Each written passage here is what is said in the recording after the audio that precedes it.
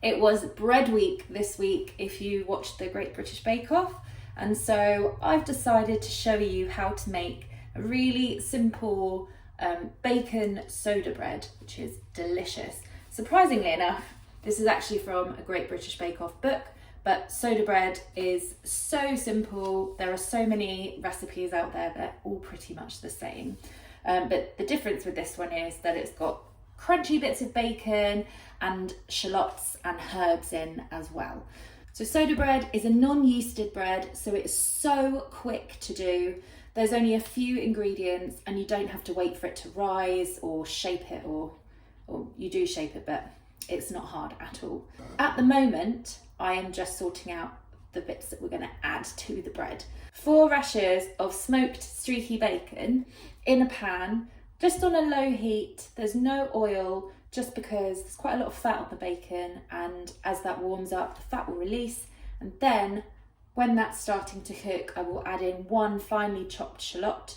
And the recipe says to add parsley, but I've gone for chives because I've got chives. I've got fresh chives. You can add whatever herbs you fancy. You can add dried herbs. You could not add any herbs. Equally, if you don't want to add meat, if you're not a meat eater, just leave out the bacon.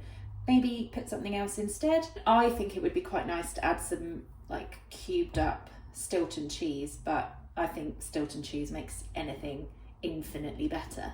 If you don't want to add any extras at all, just a simple soda bread is equally delicious, and just leave out this bit and just make the bread. Simples. Oh God, I've just quoted the meerkat. While I'm waiting for the filling to start cooking, I'm going to preheat the oven to 220 degrees Celsius. The bacon is starting to cook now, and as the fat comes out, I'm going to then add in 1 finely chopped shallot and about a tablespoon of freshly chopped herbs. As I said, I've got chives. Soda bread is such a nice kind of bread to have in the winter. It's excellent with soups, and it's so quick and easy to make that you can just kind of bung it all together, put it in the oven for half an hour, and you've got a fresh loaf of bread with hardly any effort at all. 1 shallot. If you don't have a shallot, you don't want to buy, I had to buy a whole bag of shallots. You could just really finely chop half a red onion or a quarter of a red onion, that's fine, and just cook it for a bit longer. And while these are cooking, we just have to keep stirring it until the shallot goes nice and golden.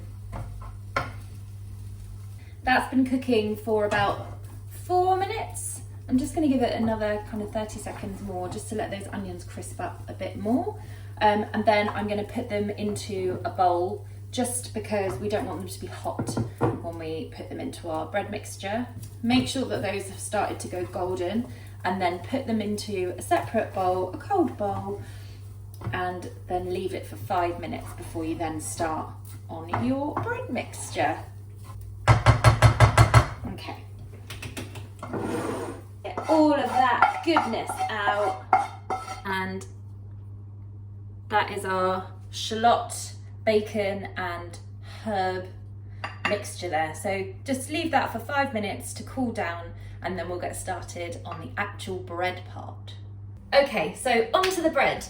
In here, I have sifted in 450 grams of plain flour. You don't even need bread flour for this.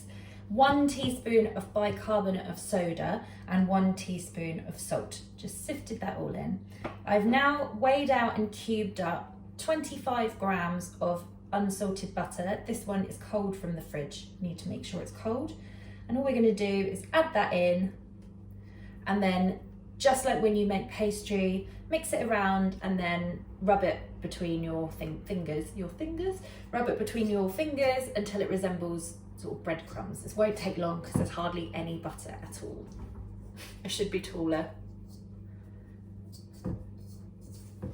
I need one of those footstools. It would be handy actually to get in some of the cupboards, because I'm not.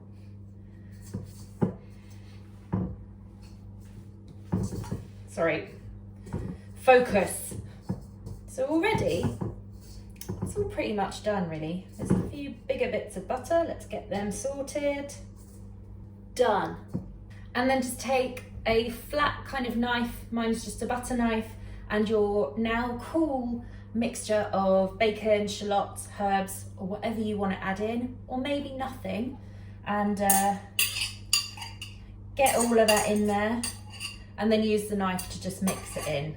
That's why we didn't add any extra fat in when we cooked the bacon and the shallot, because otherwise that would make everything sort of clump together. And now, this is what makes it a soda bread, the bicarbonate of soda, and this lovely ingredient here, buttermilk. Annoyingly, this recipe and quite a lot of soda breads actually call for slightly more than you would get in one pot. So this is 350 mils of buttermilk. They normally come in 300 ml pots. You get them next to the cream in the supermarket if you've never bought buttermilk before. I bought 2 pots, which means I now have 250 mils left over. So I might actually make another small loaf or use this recipe to make little rolls. So that's something you can do if you've got leftover buttermilk. If you don't have buttermilk, you don't want to buy it, then you can just measure out the same amount of milk, preferably full fat, and then add in a tablespoonful of lemon juice and let it sit for 10 minutes. And it will look curdled, but it has the same effect if you just tip it all in. So that is how you make your own buttermilk. We put a well in the centre, so just make sure, wow! Just make sure that you've got a little well in the centre there. And we're going to keep using this knife and just pour it all in. This is when we have to act fairly quickly, because when liquids hit bicarb, it goes crazy. So just give that a good mix. You can use your hands if you want to get messy. It should all come to the right consistency. If it is a bit dry, just add in a tablespoon more of buttermilk at a time. Just to make sure that everything at the bottom is mixed in.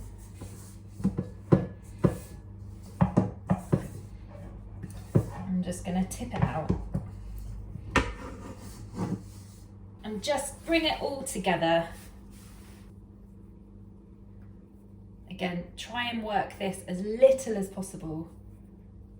It shouldn't be a neat, smooth dough. This is a raggedy old bread, and it is even more delicious because of it.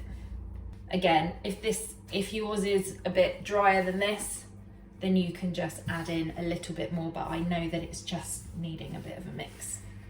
And when you've got it in a rough sort of circular shape, flatten it out a little bit. It will look rough. That is exactly what you want. I've got an oven tray lined with greaseproof paper.